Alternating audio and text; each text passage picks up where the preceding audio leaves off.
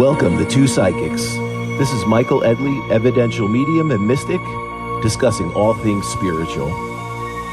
Hello, I'm Mary Amy of Two Psychics, an intuitive wisdom coach, tapping into your mystical life and sharing messages I receive about you.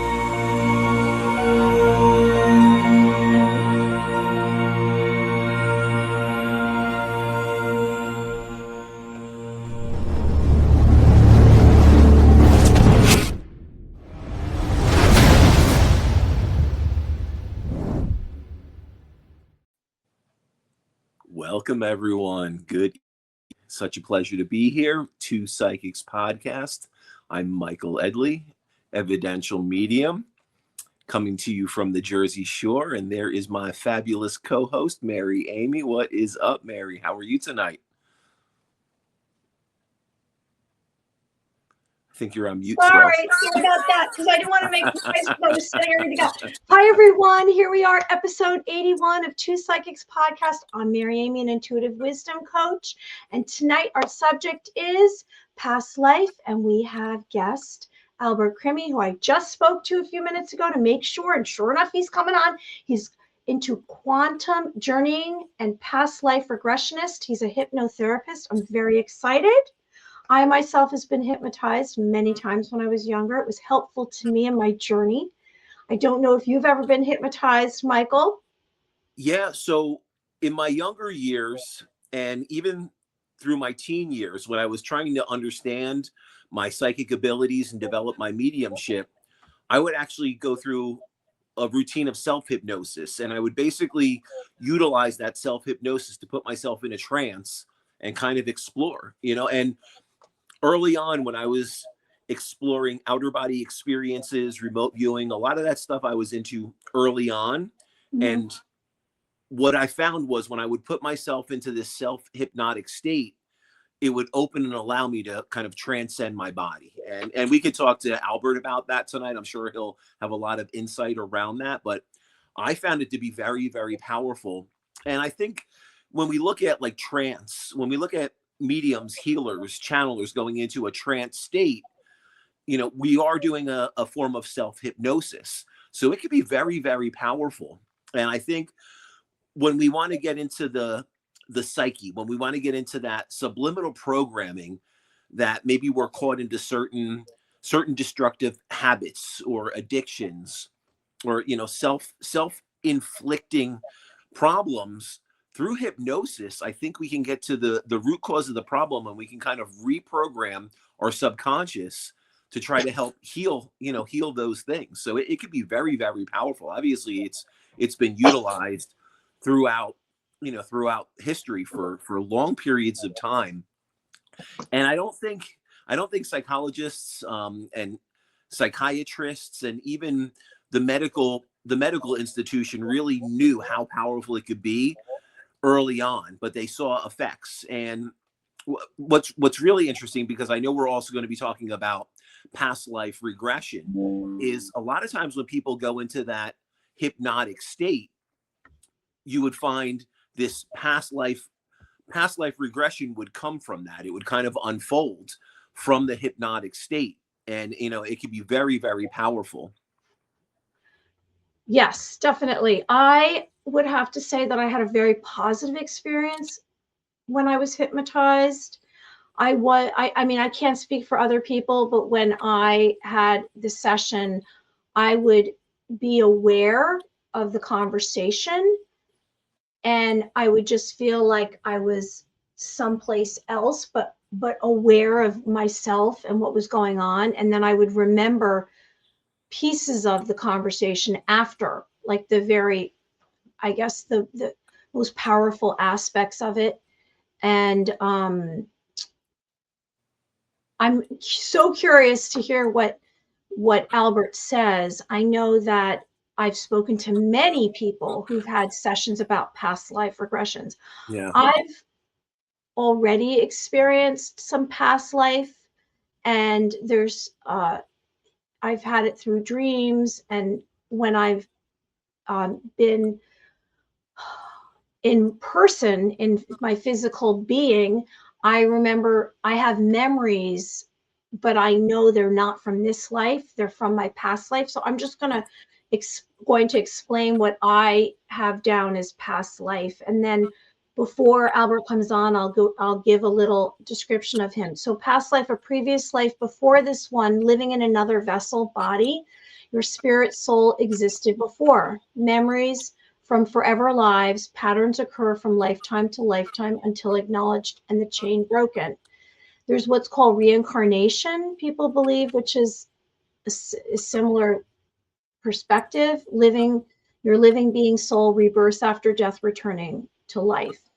I believe that we're reincarnated, and I've had other lives. Like I said, I have these memories that I thought from even when I was a child, I had them, and I thought that happened in my life, but it could never have happened in my life because I was just a child. Have you had any memories that are from your past lives? Yeah, I've had quite a few. And I think what happens is when we talk about phobias or certain aspects of our personality in this lifetime, we can trace certain aspects of that back to past lives. Someone has a fear of heights.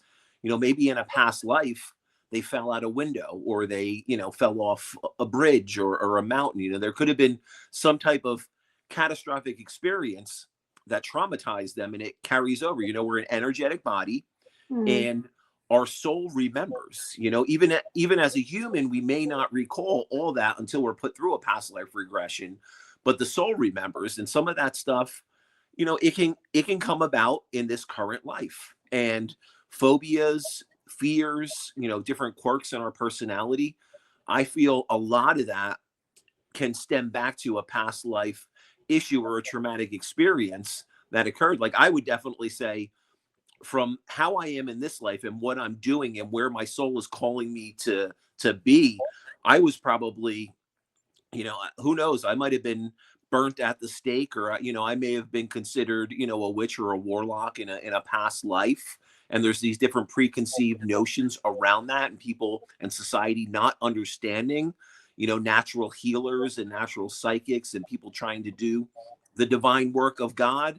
And I think it was misunderstood for a long period of time. And I would definitely say a lot of healers in today's society, and a lot of psychics, mediums, a lot of energy workers could have had some kind of crazy experience in a past life where they were crucified for their actions or their behavior or who they were, and I think it can stem back to that. But I think we can learn a lot when we go into a past life regression about why we have certain phobias, or why we have certain fears, or certain quirks to our personality. It can be very insightful. I think we can learn a lot, and it can help us.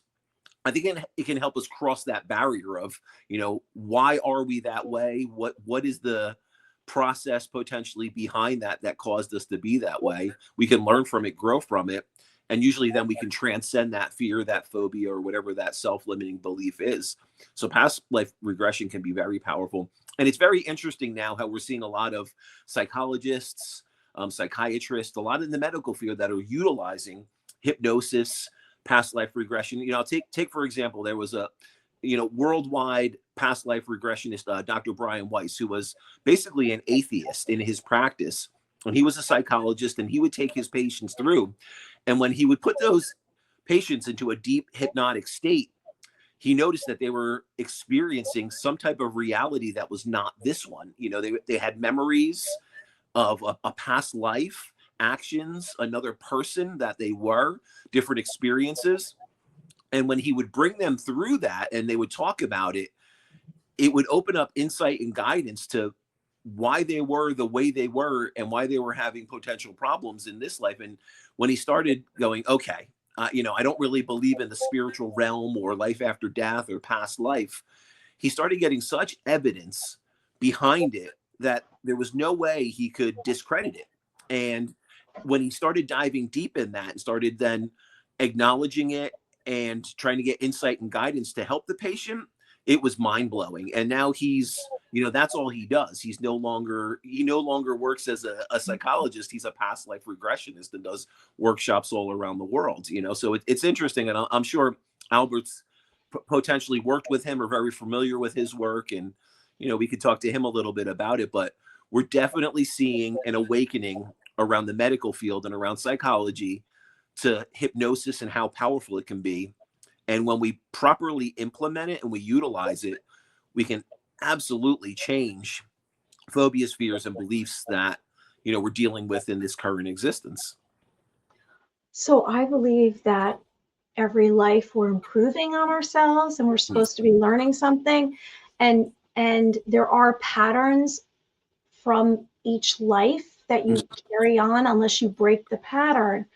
And I sense that I was someone who had instances of being a victim. And in this life, I've been doing all I can to change that pattern, break the pattern.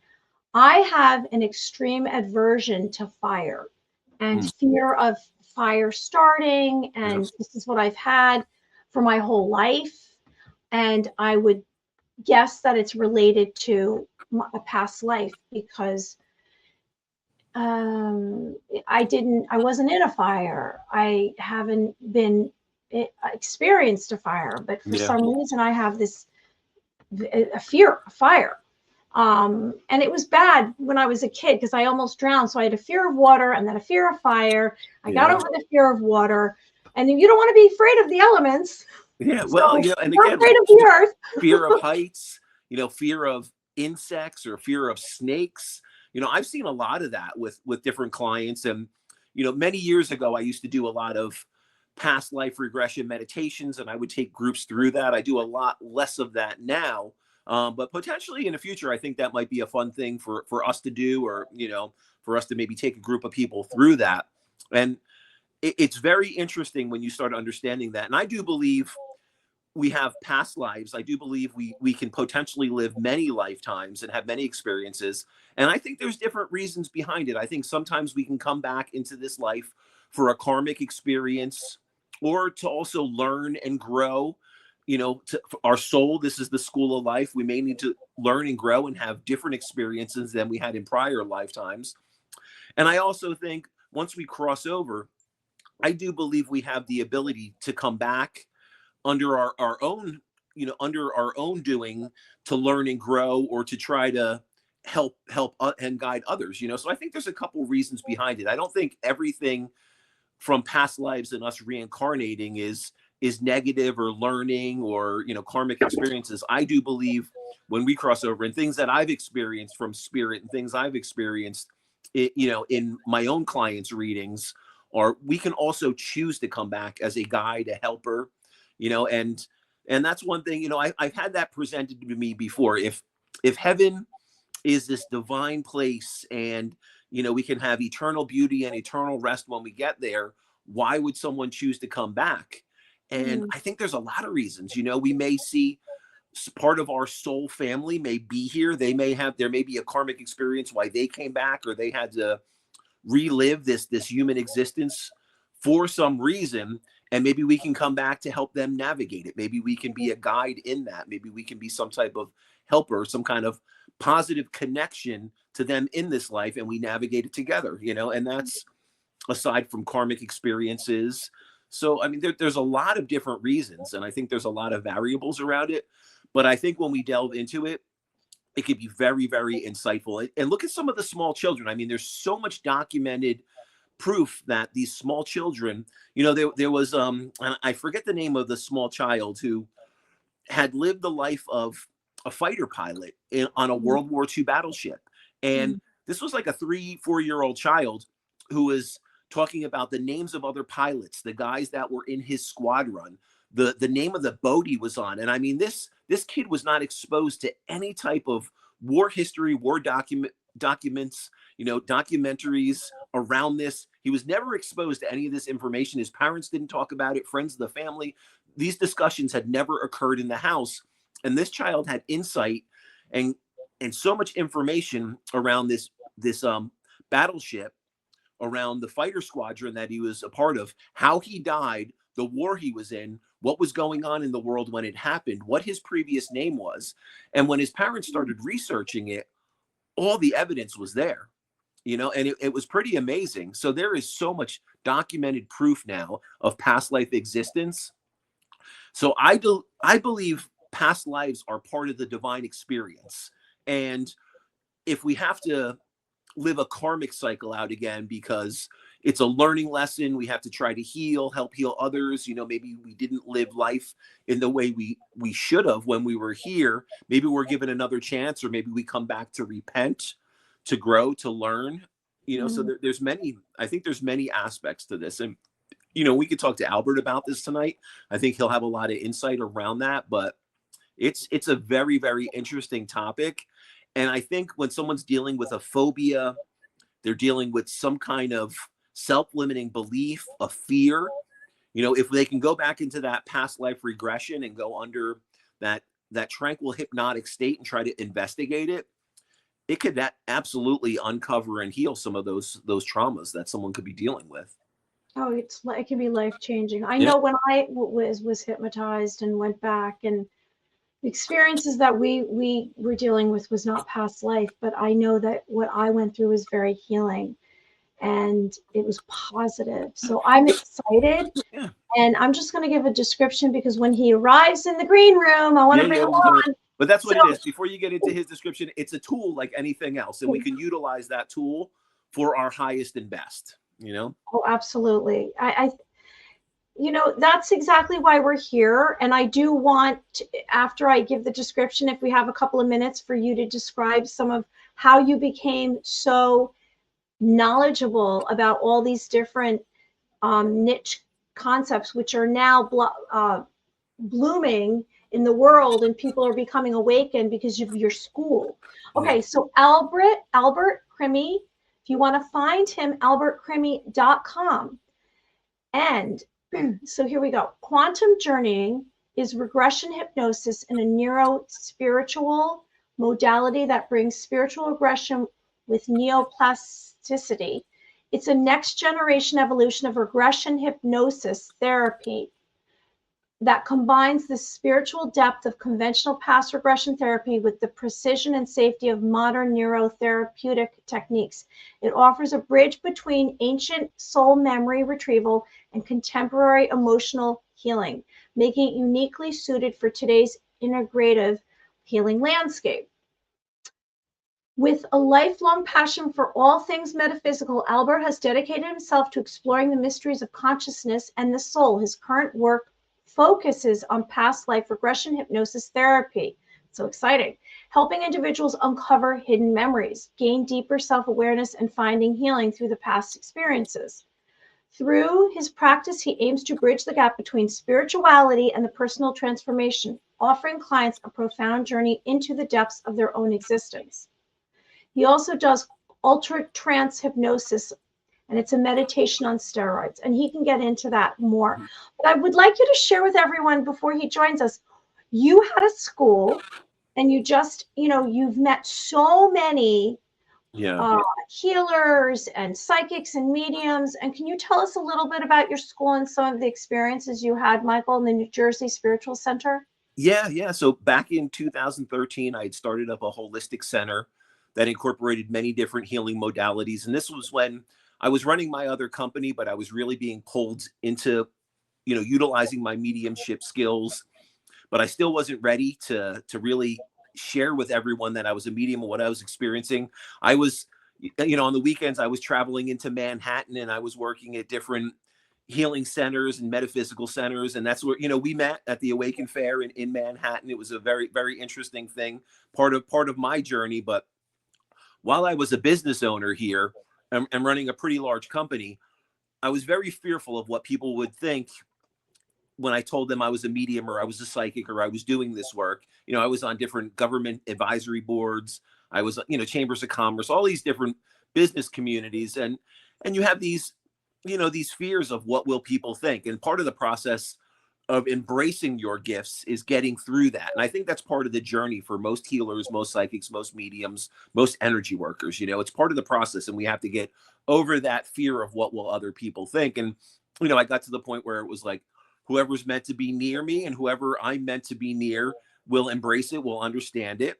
and we'll move forward. And those that aren't, well, then unfortunately those people will move along and will be out of my life. So that was part of the journey. But I had one of the commercial properties that I had owned, we had extra space there. And when Sandy had hit during the Jersey Shore here, during 2013, we were devastated.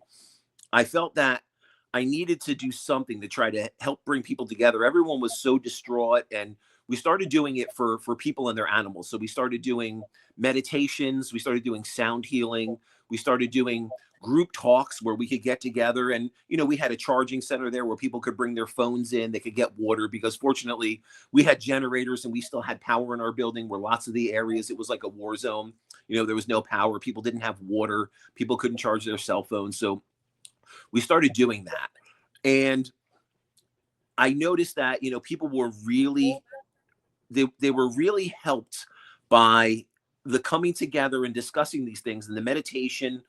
It was helping people relieve the anxiety, relieve the fear. It was bringing them to a better place. And I said, you know what, I need to do this, and I need to incorporate this into my everyday life. It can't just be something I'm going into the city and doing on the weekends. And what you need to understand is, my whole life I was a medium, and I was experiencing this energy work, but I was afraid to share it. And this is where it kind of came full circle. And I was like, all right, I'm going to put together a center. I had extra space, and fortunately in my one commercial building above where my retail store was, we had an apartment, and then there was 3 floors, and the middle floor we were able to convert into a big meditation room where we could do workshops and classes. We had a small retail area where we were able to do different metaphysical retail items that could help people, incorporate this stuff into their daily life. We would do Reiki sessions, we would do animal communication. So there was a number of different things. And then we started doing understanding psychic abilities and mediumship galleries. And what happened was, so I was basically facilitating all this. I was just the managing director of the center. A lot of people that were coming in didn't even know I was a psychic medium, and that I was utilizing these gifts and these skills my entire life. But one night we had a large gallery. It was one of the largest galleries we were doing there. I mean, we had a packed house. There was probably close to 100 people packed into this small space. And one of the mediums didn't show up. So the medium that was there, and God bless her soul, she was phenomenal. And she was like, Mike, I can't do that. We were supposed to be doing, this large gallery where there was going to be multiple mediums. And, she's like, can you do it with me? I know you're a medium. I know you really didn't want to come out as a medium, and you don't want everybody to know, but you're running the center, and I don't think I could do this by myself. I'm kind of overwhelmed right now. And I was like, and I do believe when our soul is calling us to do something, sometimes it's going to call us, and then sometimes it's going to push us. And I said, you know what? I can't leave her hanging. And she's not, she was very overwhelmed by doing the gallery by herself. So I was like, yeah, we'll do it. And it went so well, and so much evidence and information came through. That was kind of my moment, that I was like, you know what? I can't fear this. I can't, keep it buried. I can't keep it buried in the closet. I have to come out as a medium, because I could see the healing that happens. And through that was kind of the start of my journey, even though I was doing it and was kind of traveling into the city and very secretly doing readings and doing events, I was living like a double life. And at that moment, I was like, all right, you know what? Whoever is going to embrace me and what I'm doing, because I know this is a divine gift. I know I have to do it. I know my soul is calling me to do this. So the more I push it out, the more difficult my life is going to be. And once I embraced it, everything started flowing. And that's what I tell people. Even if you don't want to do galleries and mediums and a Two Psychics podcast, just to utilize this in your own life, you will never get such insight and guidance. When you don't tap into your psychic abilities, you don't realize what a disservice you're doing. And, I built a very large company, and the company was built on my psychic guidance and my intuition kind of leading me. And when I would listen to it, everything would go smooth. I would learn, I would grow, I would make the right decision. When I didn't listen to it, it was, taking 3 steps back to take 2 steps forward. So that's what I tell anyone now, is regardless of where you're at in life, what you're trying to do, if you're not utilizing your psychic abilities, if you're, we're all born with intuition, we can build upon that intuition into psychic abilities. And then from there, we can learn energy healing. We can learn transcendental meditation to bring through higher guidance, to do mediumship, to do all these things, past life regression. It's all there. There is so much power in this. And if we put the tools in the toolbox and we have a solid foundation and we learn how to properly do this, our life will never be the same. And I say that in a way that your life you'll have an awareness and an insight that you would not know otherwise, So, and that's what it was, past life regression we would do energy healing sessions. And it's weird how when I opened this up, I started connecting with some of the greatest teachers. And that's when they say, when the student's ready, the teacher will show. And for me as a medium and doing this all my life, I didn't realize that the abilities that we're born with, we can harness them and we can learn and grow and expand those abilities, So I thought, okay, this is what it is. This is all I know. This is my level of communication. I didn't realize I could develop a complete language with symbols and such insight that I can bring through the evidence that I bring through today to validate life after death. It's kind of what led me on my journey. And, I had I was very blessed to have some really great people from all over the country come in and work out of the center. And I had some of the greatest local people too. And it was just something that, when your soul is calling you, it's going to keep calling you until you listen. And that's what happened to me. And it was one of the best decisions, but it was still, from 2013 up through 2022, I had still, I was still kind of going between running a large company and kind of doing this on the side where I had to say, okay, it's time you need to embrace this, Mike. And I let everything else go. I sold my businesses, sold my investment property. I basically set myself up to be able to do this. But I could tell you in the process of doing this, I utilized my psychic abilities and my mediumship to just create, really, really powerful things around me, and that's what it's about. We can create powerful relationships, powerful insight and guidance to entrepreneurial ventures, to building a business, to teaching, to designing a product, to creating, these magnificent pieces of art and music. It all stems from our psychic abilities, and we can utilize and tap into that. The sky's the limit. And that's really the truth behind it. It's anyone that's not utilizing these abilities, you're doing yourself a big disservice because you don't realize how much more there is to this physical world when we start realizing that it's intertwined into a spiritual realm that wants to guide us and help, channel through us to create the most magnificent things into this physical reality. Thank you for sharing that story because I didn't know it. And I knew I was supposed to ask you tonight, and I'm listening to Spirit. So someone was guiding me. Was it Archangel Michael? I don't know. Because I said, I have to really start to explain to the audience my perspective of how I got here and yours. I appreciate that. Albert is in the green room, and we're going to bring him on. So Albert, just so you know, before you come on, I know you can hear me, that I already gave a description of who you are, so everyone knows. And let's see, hold on. Here he is. Hi, welcome to Two Psychics. How are you, Mary? Michael, nice to see you. Welcome, Albert. Pleasure to have you here with Two Psychics Podcast. Hi, Thank you. I'm Amy. Nice to meet you. Great to be here. Thank you so much. Sure. Where are you coming from, Albert? You're familiar with Toronto, I'm sure. Yes. Sure, yes. Yep.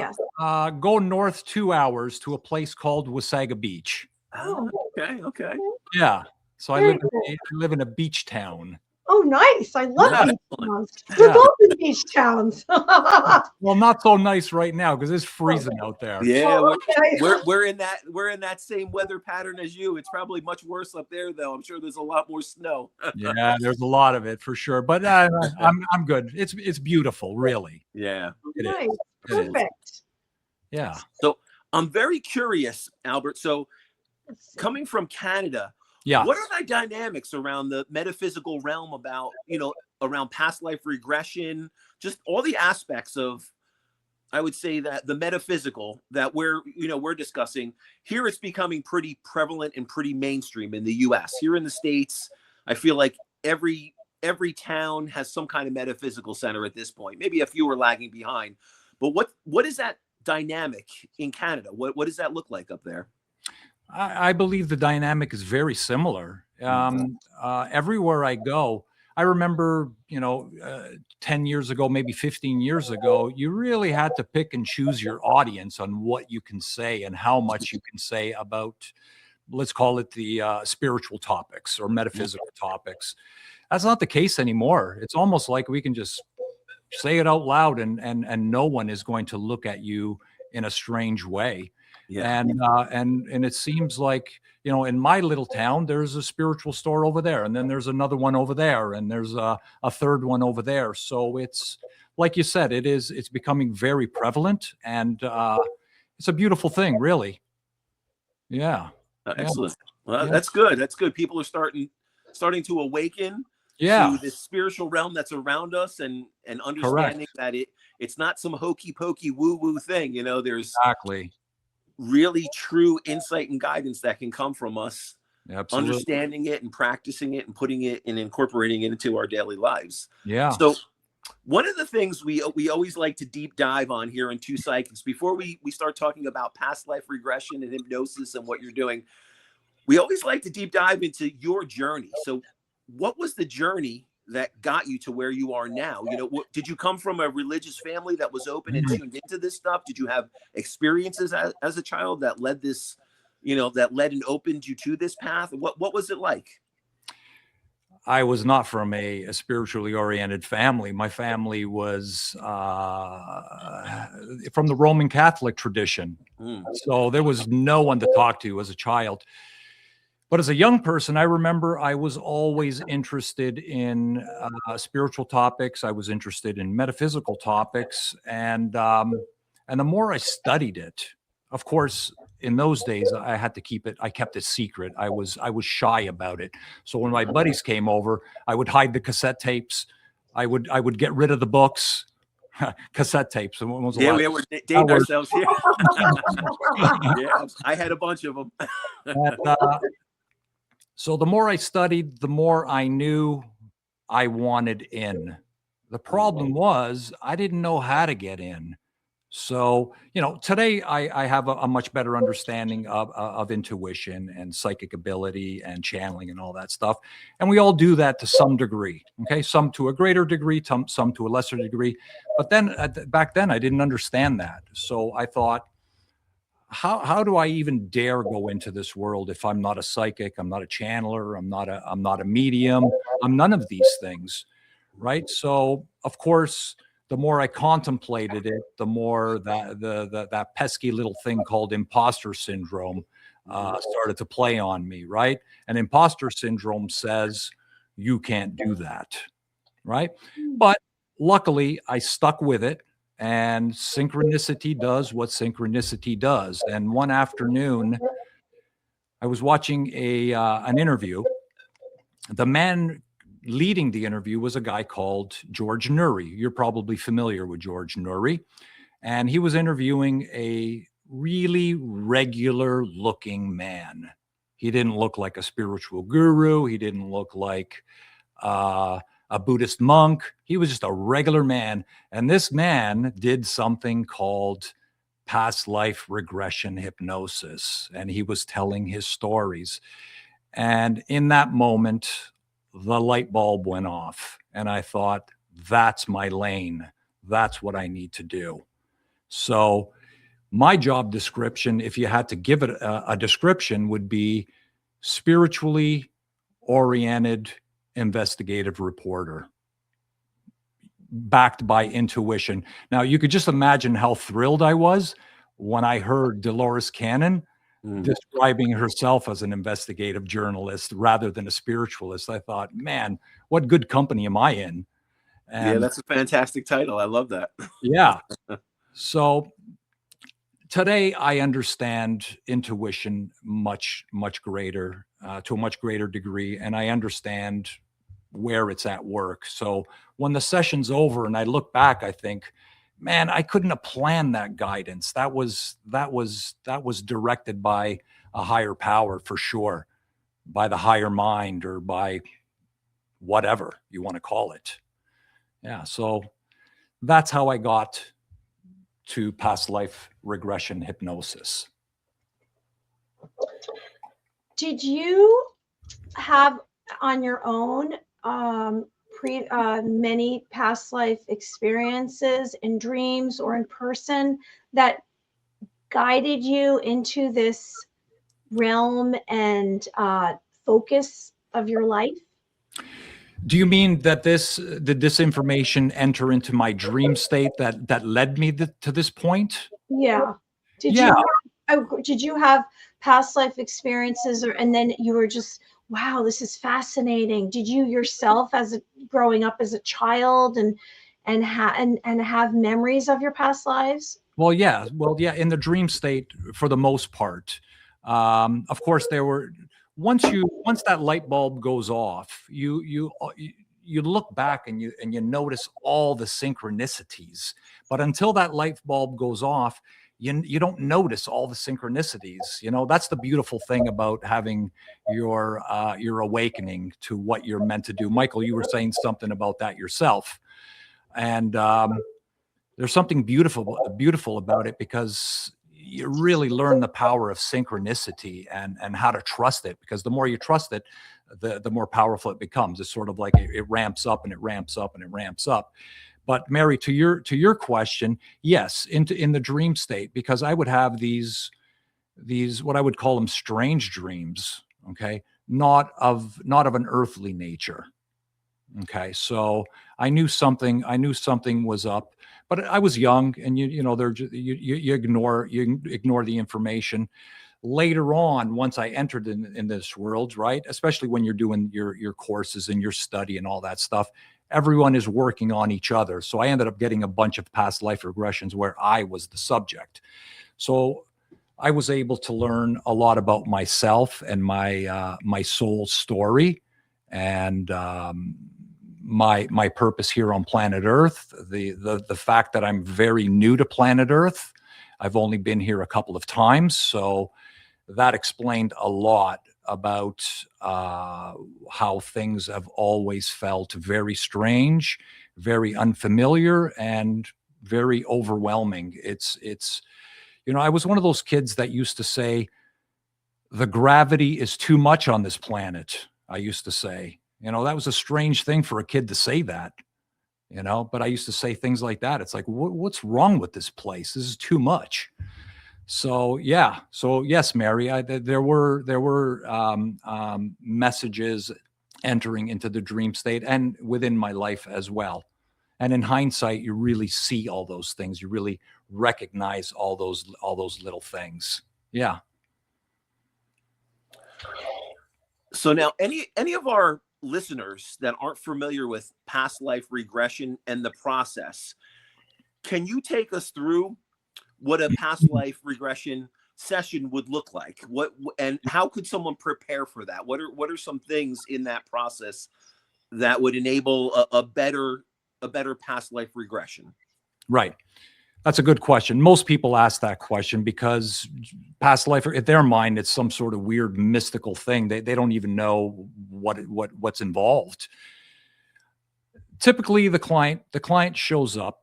I ask them to prepare in advance things that they want clarity on, be it an emotional issue or a physical issue, a life purpose issue, whatever it is that's important to them. Okay. Sometimes no issue at all is okay, right? You just want to explore your soul history, your soul lineage. Perhaps you had a mystical experience or something that entered into your dream state that was so profound that you never forgot it. 20 years passed and it was still happening. It was still in your mind. So that's another good reason to have a session.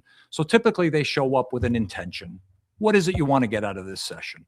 So we have a conversation for roughly about an hour. Okay. As you could imagine, the rapport between myself and the client needs to be 10 out of 10. The trust level between myself and the client needs to be 10 out of 10. You know, basically, before we go into this, because it's a pretty big deal, guiding them into the what we call the lower theta brainwave state or the hypnotic state. That's a big journey, right? So that's why it's so important to spend that block of time with them in advance. Once you get to know them and you understand what it is they're wanting clarity on, then the process begins. Then you move from the chair or the couch to the lounger or the whatever it is. Typically, they're in a lying down position, really comfortable. Okay, and I guide them into the theta brainwave state or the hypnotic state, if you want to call it that. And then we enter, and then we call it the gateway. Once we go through the gateway, they enter into experience. Now, it's important to say that we call it past life regression, but it's not necessarily always a past life. It's just the title that we give it. Sometimes they enter into the experience within the current life at an earlier stage, typically in childhood. Perhaps they enter in as an extraterrestrial looking individual entity. Perhaps they enter in as an elemental. In other words, no physical body to speak of. Typically, these are the more advanced souls that have these experiences. The lesser advanced souls typically enter into a past life, and that's pretty typical, or an earlier stage of the current life. It could be an extra dimensional life. Sometimes they take me through journeys that I myself don't even know where we're at and what's happening. Okay, but as a good investigative journalist, I need to guide them through the process because the information will be relevant to them, no matter how strange it sounds to me or no matter how confusing it is to me. And so we go through that process. That we probably spend about an hour and a half in the past life part of the session. Then we move. In a sense, it's like going from fourth gear to sixth gear. Then we move to the part we call speaking to the higher mind. And that's where essentially they become their own channeler. They become their own psychic. They become their own medium. Okay. And it's quite a profound shift. And it's the most beautiful part of the session, because I'm now in the presence of divinity. And I even feel my own body shift, and I find myself becoming way more respectful. Thank you. May I, please. I refer to the higher mind. I speak to the higher mind in this way. Once I've guided them to connect to their higher mind, that's where we get to ask all our questions, no matter what it is. Okay. Why did so-and-so manifest that disease within the physical body? Why did so-and-so, why do they have these repeating negative relationship patterns? We also ask for clarity on the past life part. Okay. Because sometimes the past lives play out and I myself don't really know the significance of it. I don't at this point, I'm not able to connect the dots. But once we get to the higher mind part, I will say, why did you show her that past life? What does she need to know? How does that connect the dots between that past life and the current life? And the higher mind always answers in the most clear and powerful way. And it's all recorded so that the recording becomes their homework. It's like, there's your higher mind information. You got free will. We all have free will. Do the work. Don't do the work. It's up to you now. Okay. So it's not just, there is no such thing as fix me. I've had maybe in my career, a couple of clients that have said to me, here's the money, just fix me. And I say, well, sorry, honey, there's no such thing as that. Okay. That's not the way it works. It's a Okay? process. It's a process. Yeah. So, yeah, I hope that made sense. Yeah. What I do like that you touched upon is every past life may not be of just this earthly realm. You know, Right. you could have lived in other dimensions. Can we explore that a little bit? Can you talk about maybe a particular past life regression that you took someone through, that it was of a different realm, of a different dimension, and what that looked like and what that experience was? Right. Before you say that, I just want to add one thing. Yeah. That was amazing. Oh, good. What you just told me. No, I loved everything you said, because you're very much awakened and your consciousness is out there, and you've explored so much. I'm just so happy, because Great. I didn't really know that much about you before I brought you on, and I'm so relieved. And I love your perspective and where you come from and how you do, everything that you just said is fascinating. Fascinating. Okay. That's all I say. Well, we really should call this work fascinating rather than past life, because it really is fascinating. There's no question about that. When they pop in as an elemental, no physical body to speak of, those experiences are really interesting, because you learn that they have a very important task. Some of them are tasked with the job of, or responsible for the creation of the atmosphere for a new planet. Some of them are tasked with the oxygen. Some are tasked with the water. Some are tasked with whatever it is. And some are tasked with the introduction of certain life that will be introduced onto that planet. So it's not just I'm non-physical and I'm just hanging around here and it's just beautiful. There's work to be done out there, and those are the elementals. So that was really amazing to discover that. The documentaries I've been watching since I was a kid, where they say, well, the moon smashed into the earth and all the little particles coalesced and all. That's not the case when you speak to the higher mind, or when you speak to the elementals. Okay, that's not the way planets are built or universes are created. Again, those are the more advanced souls that share this particular type of information, or even the extraterrestrial lives. Those are really amazing as well. There was a client recently, and he was a non-physical being, and for some reason he was taking these what he described as wormholes. And he went down 4 different wormholes. And he was describing the colors and the shape of it. Each one was very unique. And each wormhole, he landed in a I don't even know. I don't even think it's in our universe. It was probably somewhere in the multiverse, where none of it resembled planet Earth. And there was the second one, the third one, and fourth one. It was really confusing to me. I thought, what does this have to do with the reason for his session?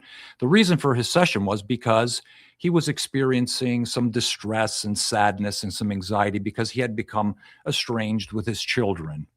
Okay, he had absolutely no contact with his children. And I thought, what's all this wormhole business got to do with anything? So first thing, he's an advanced soul. Okay, he's here on planet Earth on a mission. Okay, we call these mission-based souls. I'm here I'm a mission-based soul. Okay, it's sort of like a soldier signing up for a mission. Okay, that's why planet Earth is so heavy to us and so difficult to us. So he's certainly an advanced soul. So when I asked his higher mind, I said, "What's with all this wormhole thing? How does that tie into any of that?" And especially with him being estranged with his children. And his higher mind replied, nothing has been wasted. No time has been wasted. Everything is in divine order. In fact, if you were to force yourself onto your children at that early age, you would do more damage than good. They need to grow up a little bit so that they can match your frequency much better, so that the relationship starts then. Don't sweat it. Take a vacation. Good to go. Okay, so that was an example of a session that was really confusing at first, but then at the end it all nicely came together with the higher mind explaining what the connection was. In other words, mission-based soul connected to connecting with his children at a later date. Okay. Did that make sense? Yeah, absolutely. Yeah. I find that fascinating. Now, someone that's listening and they want to explore, wow, why do I have this phobia, or why do I have this fear? Right. What would you say would be a good starting point for that person? Oh, it's always the same. It's always the same. Phobia, fear. Write it down on the piece of paper, right? Go through the past life part of it. Perhaps you will find your answers as you're going along in that past life. But like the story I just told you a moment ago, if it's still a little foggy and you're thinking, I don't get it, I don't understand how that ties into the fear or the phobia. Mostly with fears and phobias, it's discovered within the past life. There's always an event that occurs, sort of like fear of water. You always find a drowning. Fear of heights. You always find death due to some sort of fall. Okay. Eczema. You always find death by way of burning. Migraine headaches. You'll always in a past life find blunt force trauma. In other words, that's how they died in a past life. So you'll always find that stuff. But if it's still a little foggy, no sweat. When you get to the speaking to the higher mind part, when you connect to the higher mind, when they connect to the higher mind, you simply ask the question, where does the fear come from? What is the origin? Is it appropriate? Emphasis on the word appropriate. Is it appropriate to heal that now? The answer is almost always yes. Rarely the answer is no. Okay. If the answer is yes, higher mind, please do that healing right now. And sometimes it's subtle. Sometimes it's quite profound, right? They're squirming around. It looks like they're in pain because the higher mind in that frequency, they're literally doing energy work to their body in that moment. So that's pretty profound for me as well to watch that happen. Yeah. So I hope that answered that question about fears and phobias. Yeah. How many sessions do you usually do with each client, or is it depending on what is happening with each client? And right.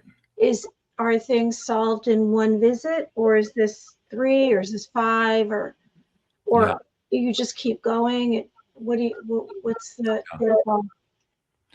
Rarely 5, often 1 or 2. Okay. If it's something that is chronic, that's been going on for a very long time, like MS or something like that. Okay. You're probably going to tackle maybe half of that in the first one. They'll have to come back, perhaps 3. Okay. But for your run-of-the-mill relationship stuff, and I got something in the physical body or whatever it is, life purpose, we're talking 1 session. Okay. You got to keep in mind that one single session, start to finish, it's a good part of the day. You're looking at 5 to 6 hours. So it's a deep scrub. And so a lot of it gets done. And then the continuing work is done when they go away with their recording, because all the information is there. Go listen to it, take notes, and follow up on the advice of the higher mind. And what about illnesses? This just came to me when you were speaking. can you, or do you find that someone who has some kind of, you know where I'm going with this, some Mhm. kind of illness or disease, you can go to their past life and find out where it came from if there's no obvious reason why in this incarnation they have it? Yes. Can you remove it? Yes and yes. Yeah.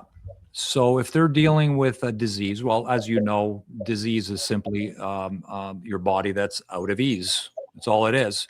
So you just got to figure out the metaphysical causation. In other words, the emotional component that is connected to the dis-ease that's making the body out of ease. So now it's just a simple matter of going to look for it.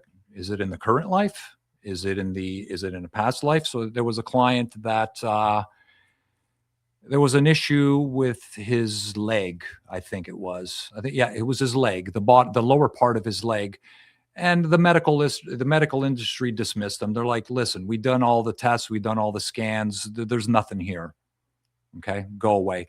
Now, so he popped into a past life where I think he was living. I wasn't able to determine the time period. We don't always get the year because you have to understand if this is a time period way back in time, and these are simple people living in a rural environment.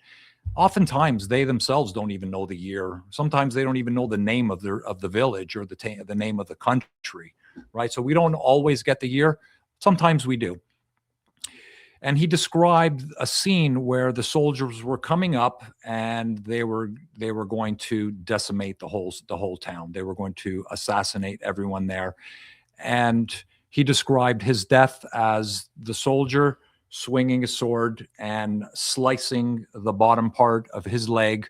And that's the way he died. He bled out. And that was exactly the spot that the medical industry couldn't figure out what was going on. So by virtue of that information coming to the light from completely unknown to the known, that alone is part of the healing. Okay, that issue will dissolve simply by bringing it into the known.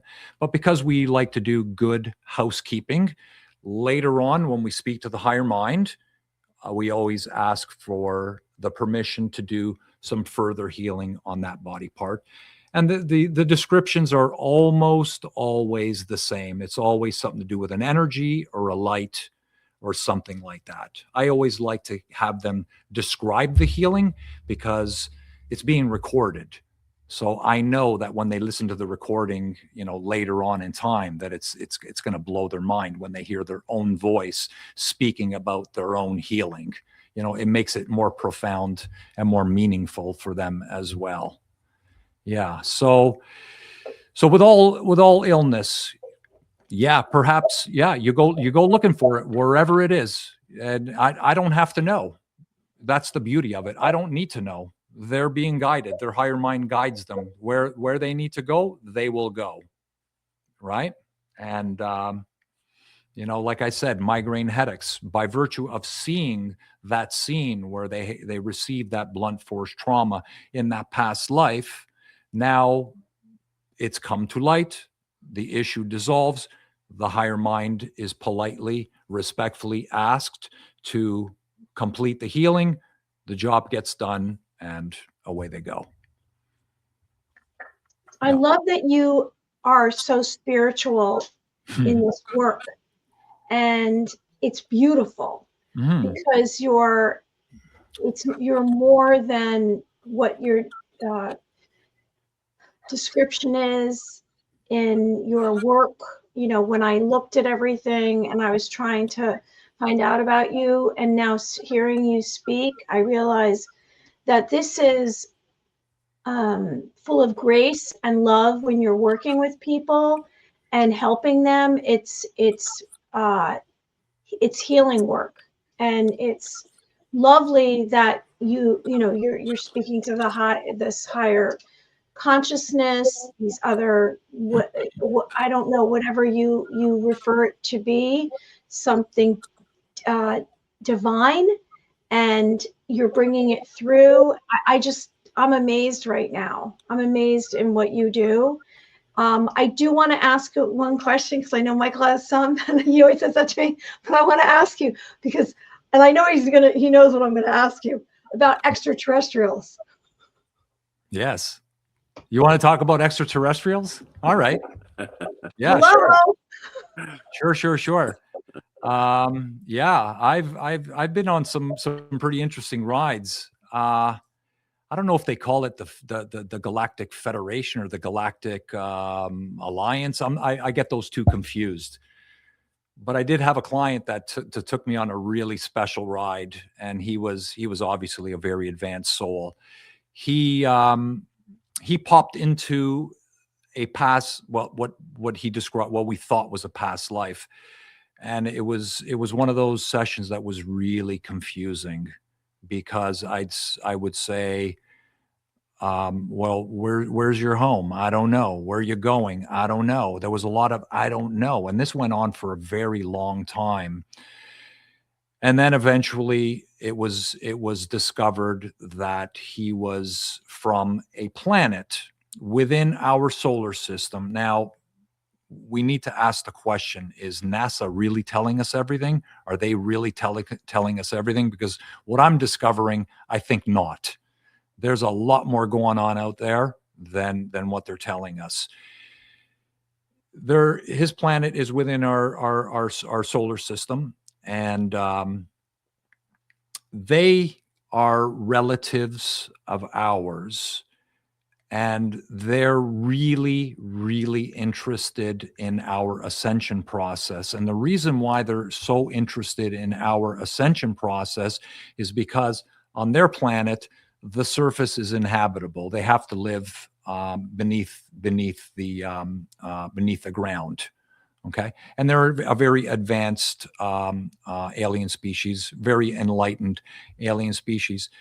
And the reason for his visits here on Earth is he's in a scout capacity. He's here scouting things, gauging the energy, gauging what's going on this planet.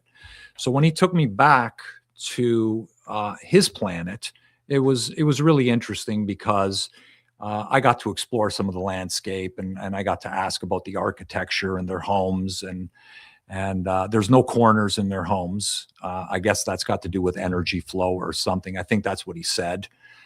From in their homes, they could see out, but people can't see in. So the walls have some sort of transparency. They all have work and jobs. This guy, his particular job was a little more advanced. That's why he was needing to go to the Galactic Federation and meet with them. And he described some of the other extraterrestrials. The one that stands out in my mind was the big ugly one that smelled horrible. Okay, that for some reason that stuck to my mind. Later, so this went on for some time, because you could see reptilians, draconian reptilians that smelled and were big. Yes. Okay. That's yeah. awesome. Yeah. Okay. Correct.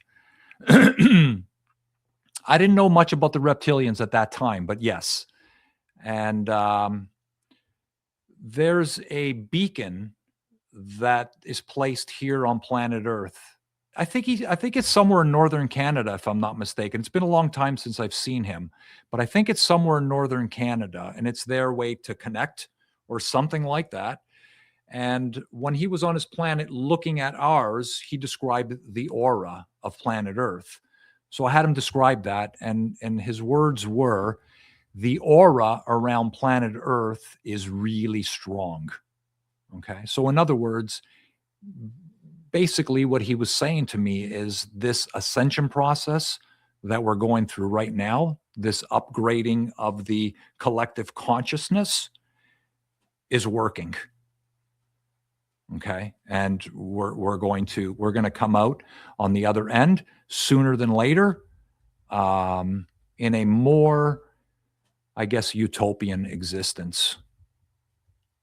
Okay. Because, those of us that pay attention to all the craziness that goes on, it can be a little worrying sometimes, depending on some of the things that you're hearing, especially with the Epstein files and all that nonsense, so that was a beautiful opportunity to get to have an audience with an extraterrestrial that is an Earth scout that's assigned to Earth to gauge our collective energy. And the report was positive.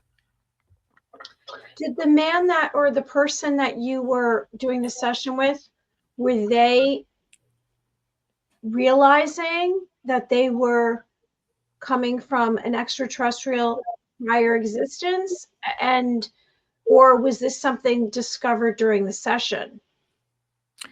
No, this was something discovered during the session.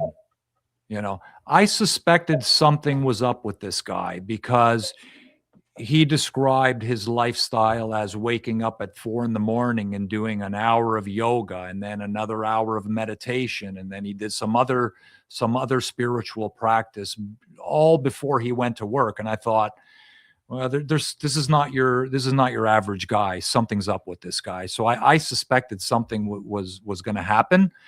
But to answer your question, Mary, no, he had no prior inkling of any extraterrestrial life.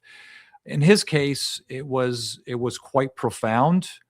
So he wanted more information. So he came back again.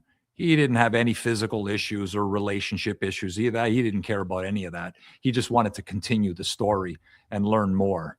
In fact, I'm forgetting now because so much time has passed. I think the visit with the Galactic Federation probably happened in his second session. I forget where the details came from, but there were 2 sessions with this man. So yeah, really, really interesting. So we're going to make it. Good news, Mary. Now, Mary, I don't know if we had some comments. I thought I saw a bunch of comments coming up, and unfortunately, I'm doing it on my phone today. But I just, what I did, I don't want to interrupt anyone too much. So from the beginning we had, and there's some kind of echo. I don't know where it's coming from, and I keep turning my mic off. So that's why I don't want there to be a problem with the sound. So Kevin said, hi, sounds looking great.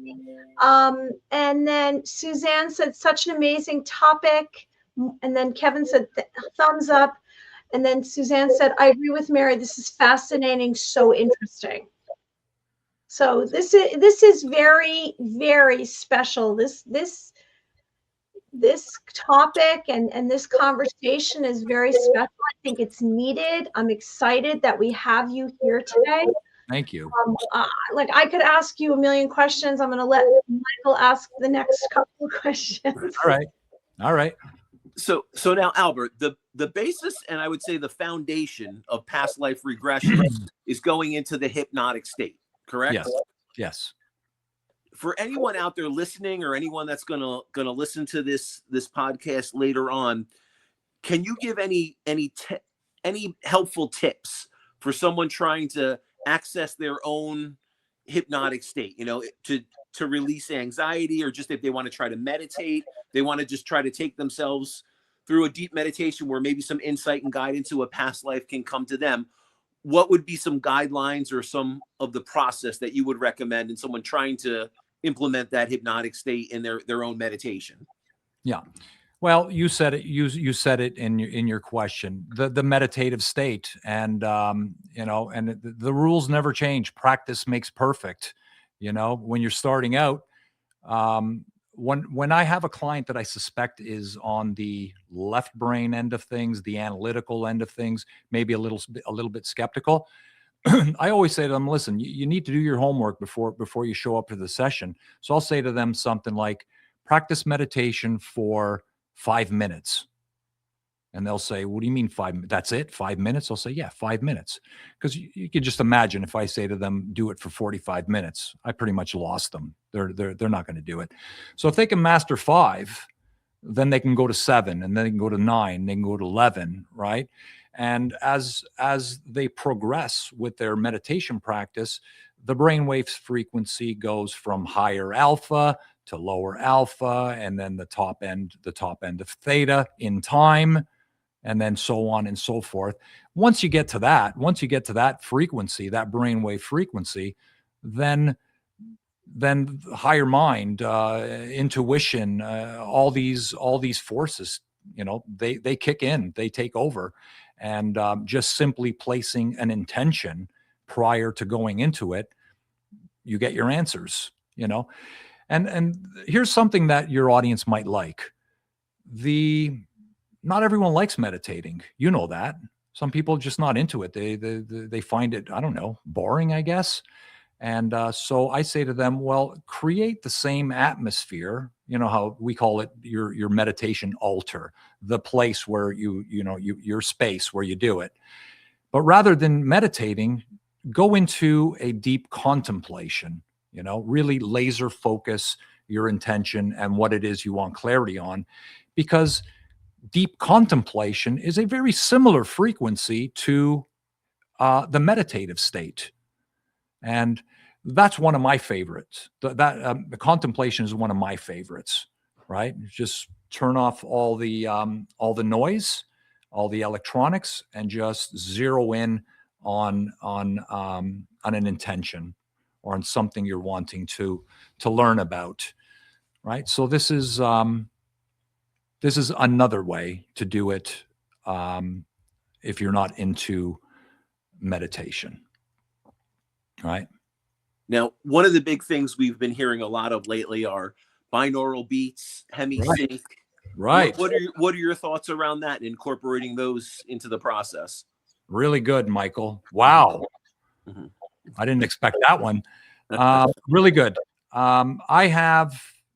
This is, how would I describe it? Binaural beats.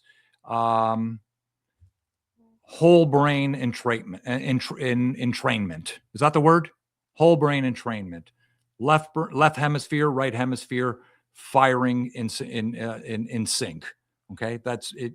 One might argue that's the holy grail of the brain, is to have both hemispheres firing together, rather than more on the left or more on the right. In my protocol, I incorporate something called BLS, bilateral stimulation. Left, right, left, right, left, right. Okay. This is same idea as the binaural beats, to bring into entrainment whole brain thinking. Okay. The experiences are more profound, they're clearer, and there's a lot more information when you're able to do that. But I can't do bilateral stimulation or BLS the way a psychiatrist would do it, with having them move their eyes, because they're in the hypnotic state. Their eyes are closed. So the way I do it is with a gentle left-right tap. Okay, so I use the back of their hands. Very gentle tap, and it brings into coherence both hemispheres of the brain. And that's the way that I like to bring them into what we'd call the hypnotic state, in preparation for the past life. It's funny, as you're speaking about that, the imagery that comes into my mind is seeing the old school hypnotist with the stopwatch, right, waving it back and forth. So that's probably what the intention was, I guess. Thinking back, I didn't think of that. Yeah. Good. Interesting. Nice. Coming full circle. Yeah. Really good. That was a good question. I know the wheels are turning in Mary. Yeah, I have a question, because frequency is. So I'm writing this book, and I had an experience a few days ago, and I learned a new technique for me, which I can talk to you off camera, because I'm fascinated with this whole thing today. This is fascinating to me, that there's someone who, like you, that exists. And frequency, I realized, is a language. Right. And I was tapping into, I hear frequency going on when I when I lay down to go to sleep, everything's quiet, and I can hear this frequency. So I tune into the frequency, and all these things have happened to me. Different spirits come to me, extraterrestrials come to me, like all kinds of beings come to me. And I'm wondering, with everything that you're learning about frequency, has it changed you? Are you becoming more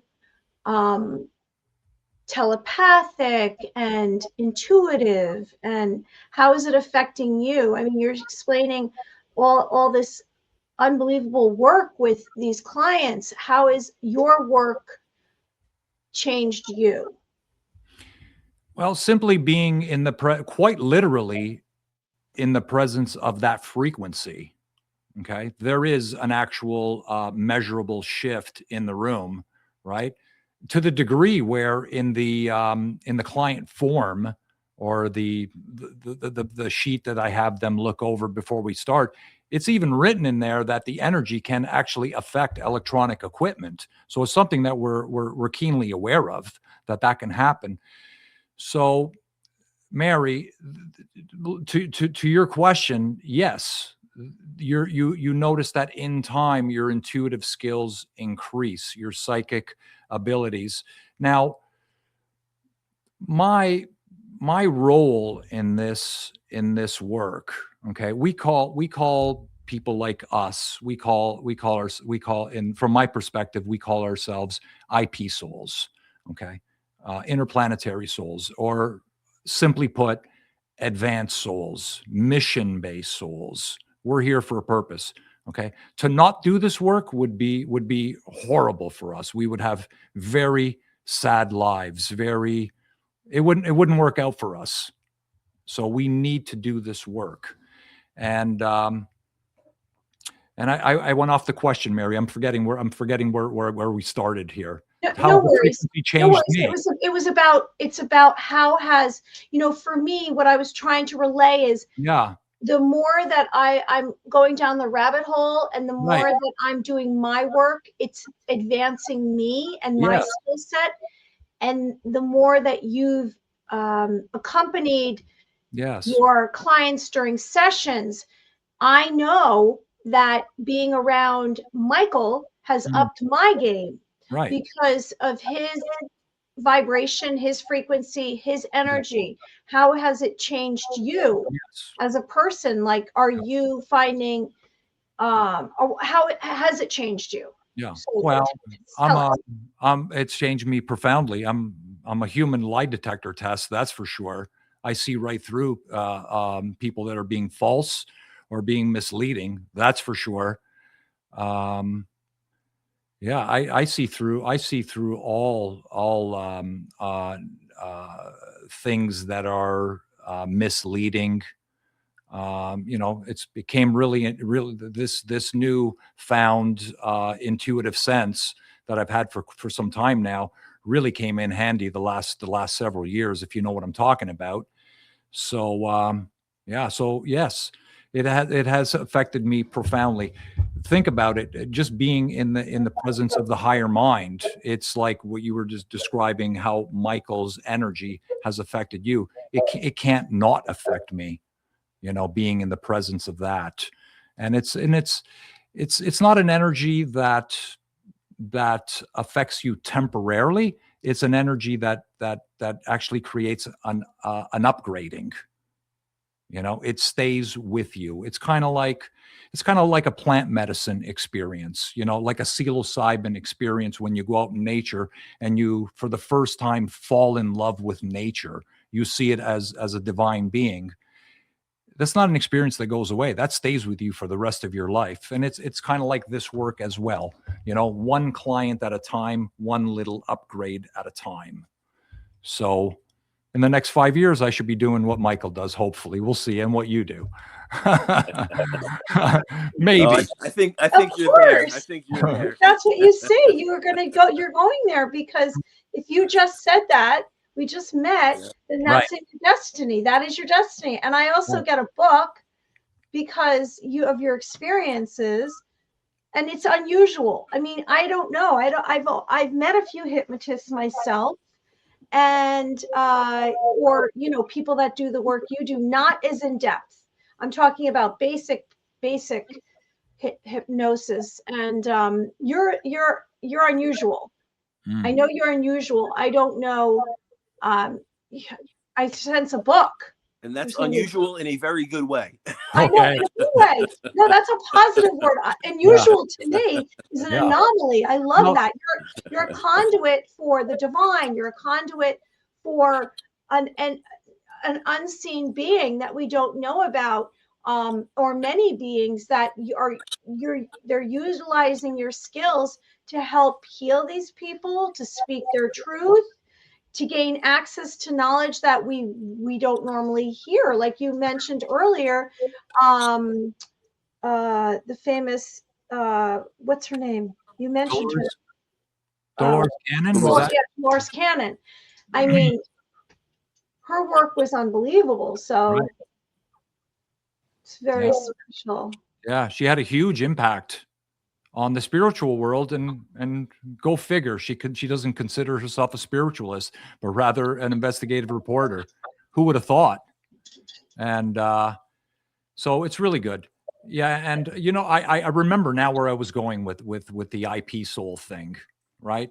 And how, although I am an IP soul, or a mission based soul incarnated here on this planet for a particular reason, my lane now, or let me back up for a moment. IP souls come in many different flavors. Okay, it's not just the free spirit spiritualist that puts flowers in their hair and wears beads and sings songs all day and dances all day. There's that end of it, but in the IP soul world, there's also the opposite range. There are also the analyticals, the more science-based minds. Okay, I fit somewhere probably in the middle, probably leaning towards the science-based side of things, because I always really enjoyed the teachers that concern themselves with bridging spirituality with science. It was almost like that really satisfied my mind and my intellect. People like Greg Braden or people like that. I really enjoyed their work. I found just the spiritual end, purely the spiritualist end, I found that interesting, but I needed that balance. Okay, so the IP soul actually has a range. Okay, so that's why when I say, well, this is my lane, where your lane is the evidential mediumship. Your lane is the psychic channeling and all that stuff. So we're all within that same framework, just on a different place. Does that make sense? Yeah. Yeah, absolutely. So now, Albert, a name that Mary and I were talking about earlier was Dr. Brian Weiss, and kind of his journey. I'm sure you're familiar with him. Sure. Now, he was an atheist. He didn't believe in the afterlife or a spiritual realm. And when he was taking his clients when he was putting them under hypnosis, they would go into these past life regressions. Right. And he was seeing profound change and shift. And that's something that he speaks about, completely changed his perception of reality and this world, and completely shifted his beliefs. Do you see that with a lot of your clients, that maybe they're atheist, or maybe they're unsure, uncertain? You take them through a past life regression, and now you've completely shifted and changed their perception of reality. Yeah. How often does that occur when you're taking people through? How often do you see that? Not that often, but it does. Most people come to you having a knowing that there's something else. Yeah.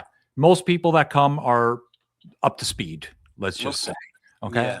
But every now and again, someone will show up that is a little skeptical, not really getting it. But there's this thing about the issue being chronic enough or bad enough that lets them let go of resistance and finally, for the first time, do something that is different from allopathic medicine or the pharmaceutical industry or something like that. There was this is where I have an easier time with clients like this, because I enjoy the quantum physics aspect, and I enjoy the spiritual aspect, and I like mixing those together. Recently, I did have a client, and she was super left brain. she flat out said to me, I'm skeptical, right? So it took me a long time to describe this process, describe universal forces and how it all works and how we invite disease into our body. And I describe metaphysical causation and what the meaning of that is, and how the emotional component can be traced to the physical dis-ease. And I saw her go from a defensive body position to a relaxed body position. And it took about an hour and a half to get there. And that's where I said, we can begin now. And her session was beautiful. So much got accomplished in her lesson that she left kind of like shaking her head, like what just happened? You know, Yeah. and that's what you want. That's the reaction you want. Yeah, and that's something similar that I'll experience as a Yeah. medium. You know, the more Exactly. resistant or closed someone is, the Yeah. harder it is for me to pull that energy. You know, it takes much more of my energy to break through that. So Right. the more open and receptive someone is, the easier it is for us to, to tap into that energy. That's so right.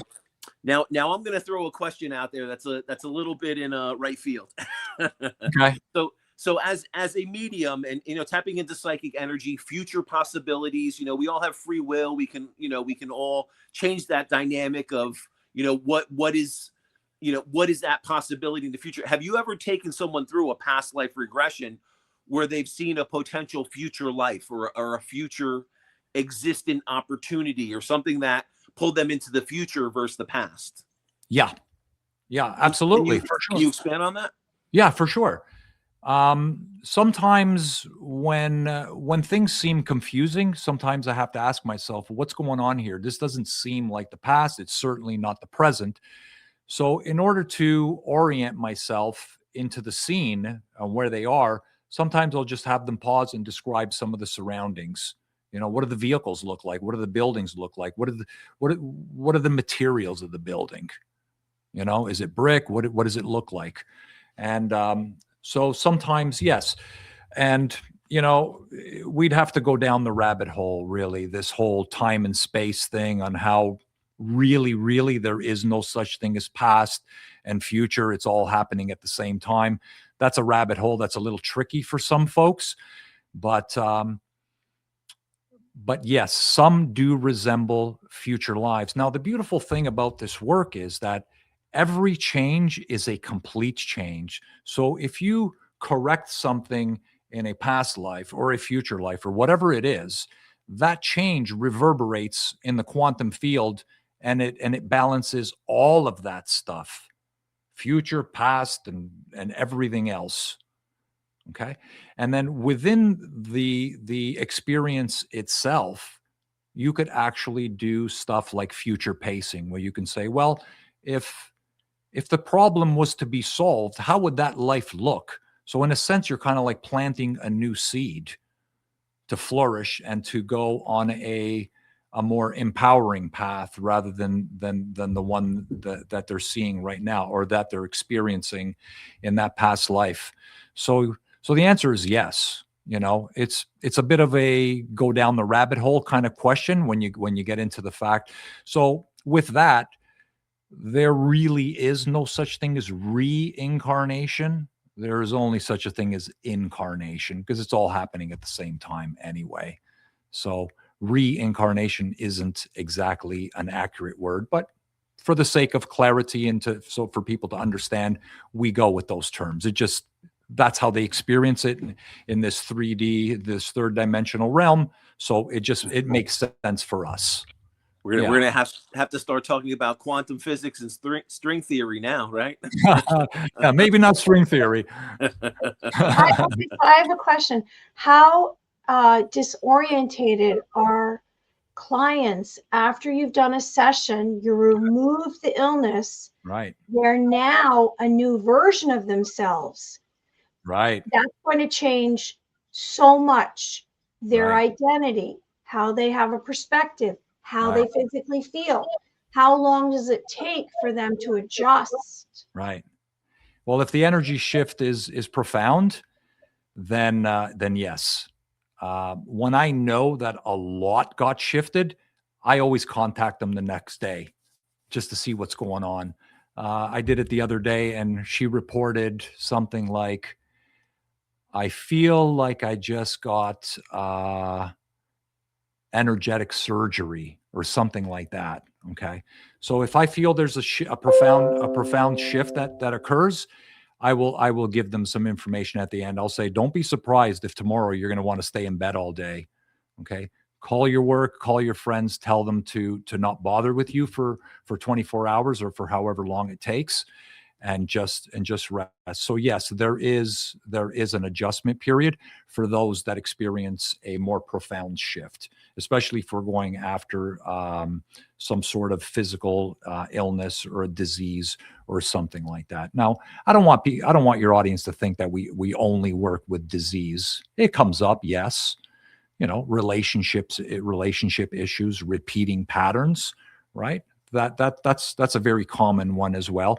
In a past life, you'll always find that. So it's like, is that enough just for them to see the repeating patterns in past lives? Well, it is enough, because it does come to the light, into the forefront, where it goes from unknown to known. But we take it a step further, because now that we're connected to the higher mind, we ask for that timeline to be severed. No more energetic carryover into the current.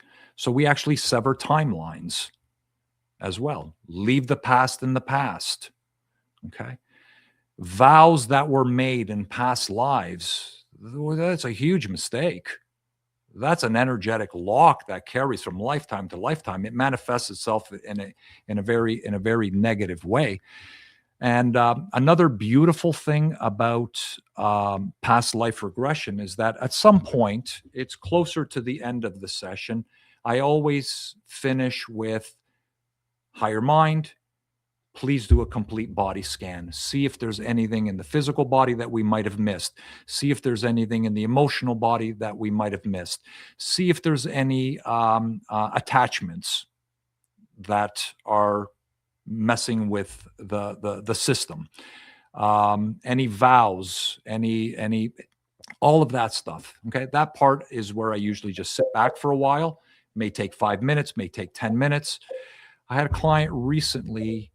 She came back and she said, there's a dark entity inside of me. And I thought, wow, fantastic. We're going to get our hands dirty a little bit today. That's great. That's fun for me. And so we were able to speak to the entity. Now, take the word dark out. It's just an entity is all it is. What people call ghosts, stuck in the lower astral plane. We learned that it was a male. We learned his name. And I asked the entity, when did you enter into her body? And the answer was, now keep in mind, the client has no memory of this. It was, the entity described when she was a little girl, she was handling something that potentially could have been harmful. I think it was a knife or something sharp. Okay. When her mother noticed that she was handling this potentially dangerous item, she screamed, put that down or you're going to die. Those were her exact words. So you could just imagine, in the mind of a little child, being told that you're going to die. In that moment, her energy field or her auric field weakened. And that's where the entity latched on. And it's been with her since childhood. So this was a beautiful session, because it was a double healing, because that energy, that dark entity, had a tentacle into her relationship issues. It had a tentacle into some of her physical issues, and it had a tentacle into her emotional issues. So she was able to send it off into the light. So we healed the entity, and she also was able to let go of that heaviness that was holding her back in life. And this is a case where, who knew that was coming? I had no idea. It's completely unexpected. But because we're thorough and we cover all our angles, that's usually how I complete the session, just to make sure So Mary, you asked the question earlier, how many sessions, right? That's why our number is so small.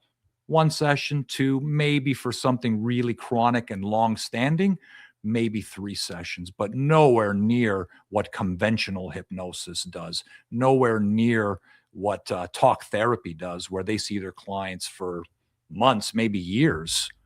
You know, that's not the case with us. It's kind of sad because they go away. You know, you did some amazing work. You kind of want them to come back, but you know, as long as you're doing good work, that's the most important thing. Yeah. And now, how long does the average session last? If you were to include the discussion when they first arrive and the post conversation, because you want to have a conversation afterwards, because right at the end they're experiencing what we call hypnosis hangover. Okay, so I suggest to them that they bring a snack, because putting something in your stomach helps them to ground. Okay, because I don't want them to get in their car right after a session feeling lightheaded. So there's always a snack or and a post session conversation. All wrapped up, start to finish, you're looking at 5, possibly 6 hours. Okay. If a lot of information is coming through them, then I don't stop the session. Let it go. Okay. Everyone's built differently. Yeah. Yeah, we're looking between 5 and 6 hours. Yeah, it's a long one. Yeah, very thorough. Very thorough. What did you mean by vow? What did you mean by contract vow? What was that? That's a good question. You know, we make vows. You know, well, you know, wedding vows. Vows has the energy of vow is not a very positive energy. Okay, it's an energy of. Let me see if I can find the right way to describe it. When you vow to someone, we will never be apart. We will be together for every lifetime. And you both look each other in the eyes and you make that vow. You're kind of messing with the natural process of nature. Okay. The thing is, the soul needs to experience various contrast and lessons, and it needs to grow. That vow bounds the two souls together, where it actually becomes a negative thing rather than a positive thing, although the initial intention was positive. You know, same thing with the wedding vows. That I think that needs to be rewritten from, do you vow this and do you vow that? I think wedding vows should just be your personal words and to each other, and that's it. So there's vows. Then there's the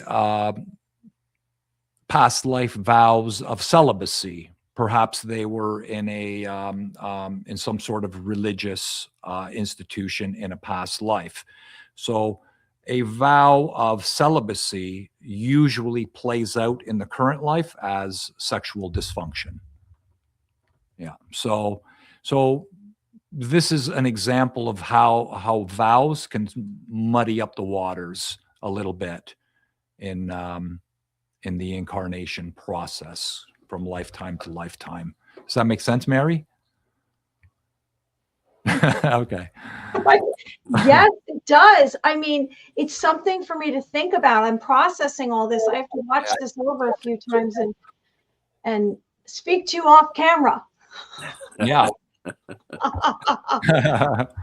No, Albert, this is fascinating. I feel like this conversation could go for hours. Yeah, sure. But we're not going to do that to you. We're not going to keep you on all night. But no, really appreciate you giving this insight around this. You know, it is fascinating. Definitely a fascinating topic.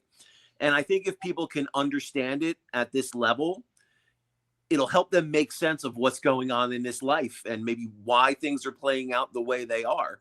So I think it's something that everyone could benefit from.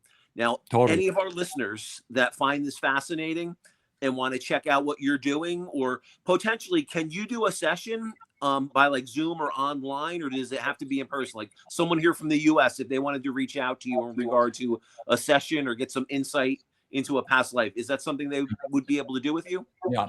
Well, for gaining insight and asking me questions, that's easy. They can just go to my website, which is my name, albertcrimi.com. And there's a form there and they can ask all the questions. I'm a bit of a traditionalist. I'm still of the mind that I like to be with the clients and exchange energies. Now, I know that there are many practitioners that do online sessions. I get that. I haven't gone there. I'm still a little old school. You know, I was listening to Dean Martin yesterday, so you figure it out. I'm old school. And so yeah, good question. Yeah, I'm still in person. Yes. Okay. All right. Well, good to know. But so Yeah. any of our listeners though that want to find out more about past life regression, get some insight and guidance around that, what are the best ways for them to follow you and get more information around this? Well, like I said, the website is a good resource, and there's a form there so they can ask any question they want to ask. On my Facebook page, I have this series that I call Hypnosis Stories of Healing. So I take a client session and I just narrow it down into 1 or 2 paragraphs, what they came for and what the outcome was.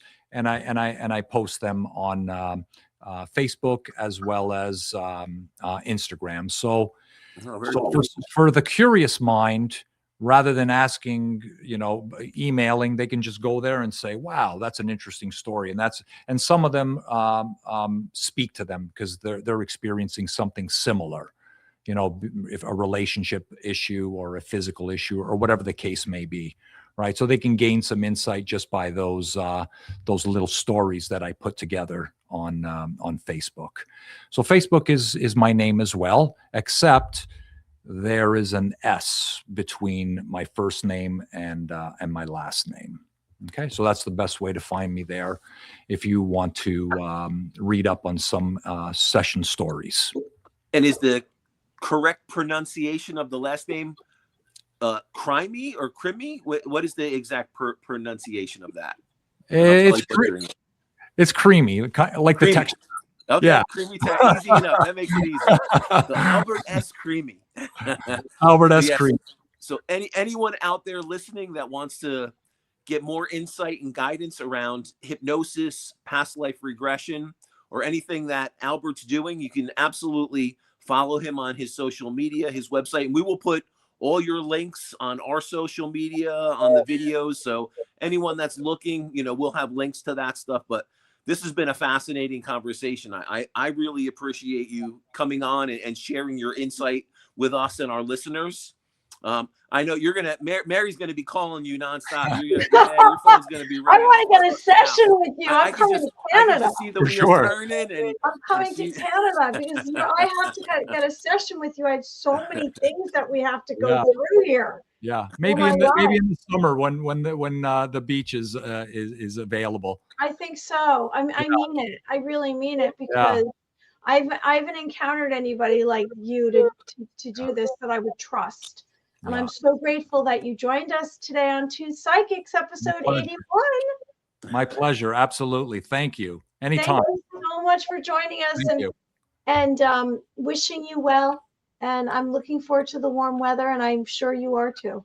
I am as well. Thank you. Thank you, Albert. So anyone out there listening, we just want to thank our guest, Albert S. Crimi, and all his insight on hypnosis and past life. Any past life information you want, we will have his information on our social media pages, and we will have it attached to this video, so you can definitely check out what Albert's doing and any information on past life regression and quantum journeying. The quantum journey and all that encompasses. So Albert, thanks again for being here with Two Psychics podcast. We really appreciate your insight, and you're going to be back on because we have a whole bunch of other questions for you. I want to just say one comment. Suzanne said, Albert, you are an amazing guest. I've learned so much, and you have given me so much to think about in my life. Thank you. Thank you, Suzanne. Very good. Thank you. Appreciate it. Have a great night. Thank you, Albert. Thank you. Appreciate your time. My pleasure. Bye-bye. Oh my God, that was amazing. Wow, wow, wow. How great was that? Yeah, We it's haven't cool. had anybody like him. It's a He was fascinating brilliant. topic. And Wow. when we think about everything that people are dealing with in, this current life, I think if people can kind of take a step back and tune into their past life and look at those aspects, it can open up so much insight and guidance into, why are we reacting in a certain way? Why do we have, this apprehension towards this area of our life or this type of relationship or, a self-limiting belief. So yeah, it's fascinating. And I'm really intrigued by it just from my own experiences that I've had. This makes me want to deep dive. This really makes me want to get more into past life regression in my current state and see where it leads me, and I'm sure you're thinking the same thing. I totally do, because I'm thinking, and then I'm going through my mind, I'm processing, okay, I do this. Do I want to change this part of me? Because this is what I'm used to. And then I'm thinking there's so many things. I have had so many autoimmunes, and there's definitely some explanation for that. And other things, we talked about my fears earlier, and I've come so far on my own self-healing or through different practitioners, except I can't seem to nudge certain issues away. And is it time to take a bigger step? Yeah. And this is a way. Imagine if everyone could get that session on planet Earth. There would be no crime. Everyone would be walking around happy all the time. There wouldn't be any depression. I mean, I'm sure a lot of these past life experiences bring depression. Okay, before we go, because we're headed out tonight, I just want to remind everyone that if you would like to reach Michael Edley, Evidential medium, visionary, he's been connecting to spirit since he was 3.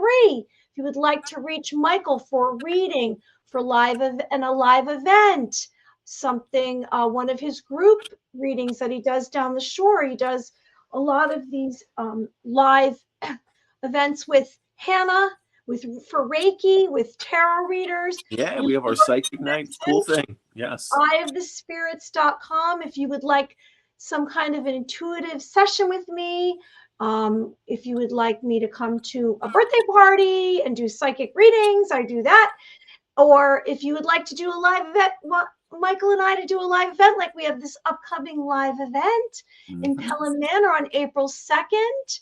It's a spiritual awakening. It's an evening of psychic abilities. Michael's going to be doing mediumship gallery. I'm going to be doing psychic readings. Together, we're going to speak to the audience. It's in a theater. You can reach out to me, maryamyofficial.com. Now, upcoming, we have next week Scarlett Seaback, who's a Reiki master and astral Reiki as well. And then at the end of the month, we have Julie Clark, Lightworker, Angelic Channeler on February 26th. Absolutely. And our event is going to be an interactive event. I would also like to say anyone that's intrigued by binaural beats, binaural tones, hemisync, if you are listening or streaming music on any platform, you can look up Divine Journey of a Mystic Soul. It is my meditation album, which incorporates binaural tones and hemisync, and it will align the right and left hemisphere and put you into a state to tap into that hypnotic trance that can align you with a past life aggression. Yes. There's Thank Michael. you, Mary. I appreciate that. Hello. I do not have my CD there here. it is. But yes, Divine Journey of a Mystic Soul. It is there. And again, if you are on social media, if you're on Facebook, follow Two Psychics Podcast, follow Mary Amy, and follow Eye of the Spirits with Michael Edley. We would love for you to like and follow it. If you enjoy what you are hearing tonight, please share this podcast. The more that this information gets out, the more we will awaken together. And that's the importance. That's why we're doing this. It's not just our journey, but it's the journey we are on with all of you. So we appreciate everyone following Two Psychics Podcast. Mary, it has been another fantastic episode. Everybody, thank you for joining us. And I hope do we get another comment before we go? Love Julie Clark. KG says, Jilly. Kevin. And then he says, tell him we are there. And then I think I don't know what kind of emoji he's posting, but everyone, thank you for joining us. And you can watch this on all the platforms, iTunes, Spotify, Apple. You can watch the video on YouTube and Rumble. And I hope everyone has a wonderful weekend. And it's Valentine's Day this weekend. It is. Tell everyone you love them and we love you. So have a wonderful evening. Thank Bye. you. I've got to just figure out how to get out of this now. Okay. Bye, everyone.